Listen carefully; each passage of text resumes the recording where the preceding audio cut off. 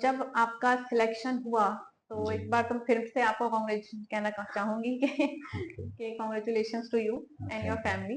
तो आपका जब सिलेक्शन हुआ, आपको पता चला, तो आपको कैसा महसूस हुआ और कौन वो इंसान था सबसे पहला जिसे आपने जाकर ये न्यूज़ सुनाई?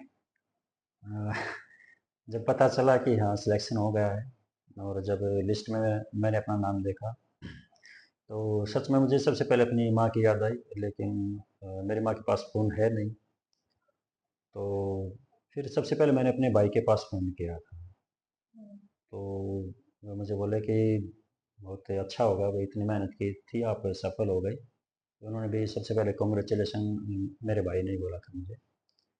और सच पूछिए तो जब मैं अपने भाई को बता रहा था कि मेरा सिलेक्शन होगा, तो हल्की से मतलब मेरी आँखों में पानी भी था कि वो मोमेंट तो ऐसा होता होगा कि रोना ही आता होगा उस मोमेंट में खुशी से। हाँ, कुछ न हुँ, हाँ, थोड़ा बहुत आँखों में पानी आ जाता है और हुँ। अगर आपके पास इमोशंस हैं, तो आना भी चाहिए, ज़रूरी हो जाता है। सही बात है। अच्छा विकास, आप कोई एडवाइस देना चाहेंगे हमारे व्यूअर्स को, हमारे बच्चों को कि किस तरीके से मोटिवेशन आपको रखनी है कि आपको हिम्मत नहीं हारनी है? क्योंकि जो हमारे एग्ज़ाम्स होते हैं यहाँ पर इंडिया में, वो सभी को पता है किस तरीके से होते हैं। जैसे 2019 में आपका लास्ट मतलब नोटिफ़िकेशन आया था इस एग्ज़ाम का और एग्ज़ाम कंडक्ट कराया गया है 2023 में। तो ये एक डिमोटिवेट करता है बच्चों को, तो इसके लिए कोई एडवाइस आप बच्चों को देना चाहेंगे?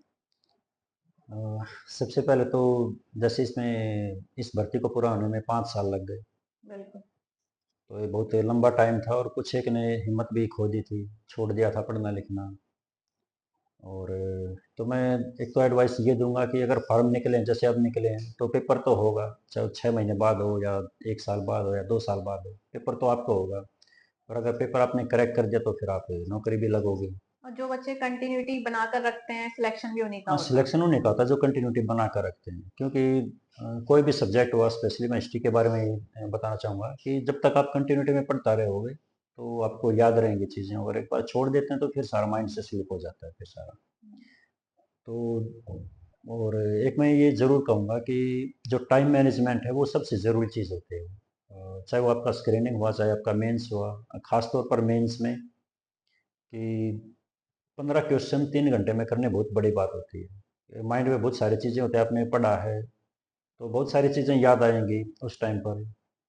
तो अगर आप सारा का सारा लिखने चलोगे तो 20 मिनट 25 मिनट, 30 मिनट एक ही क्वेश्चन में निकल जाएँगे। तो सबसे पहले मेरी एडवाइस ये है कि आप कोशिश करो कि 10 या 11 या ज़्यादा से ज़्यादा 12 मिनट में आप एक क्वेश्चन को अटेम्प्ट कर लो। अगर इससे आप ज़्यादा टाइम लोगे तो फिर आपके सभी क्वेश्चन अटेम्प्ट नहीं होंगे।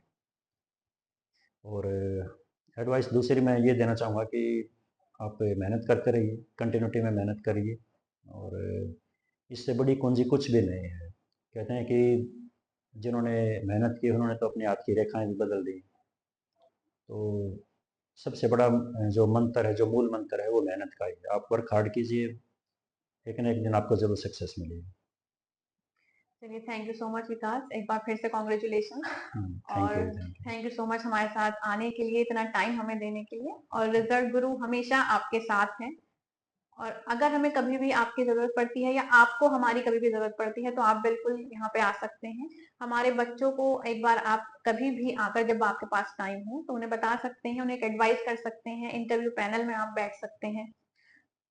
ज़रूर मैम, अगर आप याद करेंगे, आप बुलाएँगे तो ज़रूर आऊँगा। सफलता है, चाहे छोटी है, चाहे बड़ी है, लेकिन सफलता तो है ही। और आपने मेरा इतना साथ दिया है, पिछले 1 साल से मैं यहाँ से जुड़ा हुआ हूँ और सच बताऊँ तो अगर मैं यहाँ नहीं जुड़ता यहाँ से, तो शायद मेरी जॉब नहीं लगती और इसके लिए मैं आपका बहुत ग्रेटफुल भी हूँ। Thank you so much for saying this. तो मैं उम्मीद करती हूँ कि आप सभी को सर से बात कर कर एक मोटिवेशन मिली होगी। सर ने अपनी पूरी जर्नी आपके साथ डिस्कस करी, तो आपको पता चला होगा कि किस तरीके से कोई भी एग्जाम क्रैक किया जाता है, कितनी प्रॉब्लम्स आप लोगों को फेस करनी पड़ती हैं, बट उन प्रॉब्लम को फेस करके जो सफलता मिलती है, सर ने बताया कि सर की आंखों में पानी आ गया था, तो वो सफलता जब आपको मिलेगी तो सारी चीजें आप पिछली भूल जाएंगे। तो सर को एक बार मैं थैंक यू बोलना चाहूंगी। Thank you so much sir for coming, it's really nice talking to you. Welcome ma'am, welcome.